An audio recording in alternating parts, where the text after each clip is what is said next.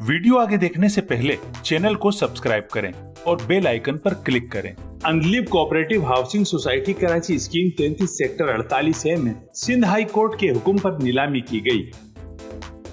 इतवार की सुबह 12 बजे से दोपहर 3 बजे तक नीलामी का अमल जारी रहा। बिल्डर्स की कसीर तादाद ने नीलामी के अमल में हिस्सा लिया और नीलामी के अमल में शफाफियत पर अपने इत्मीनान का इजहार किया। बिल्डर्स ने अंधलीब कोऑपरेटिव हाउसिंग सोसाइटी की इंतजामिया की जानिब से कोरोना SOPs की पाबंदी करते हुए एहसन तरीके से तमाम उमूर की अंजामदही को सराहा। बादज़ां नीलामी में शरीक अफराद के लिए पुरतकल्लुफ़ ज़ोहराने का भी एहतमाम किया गया।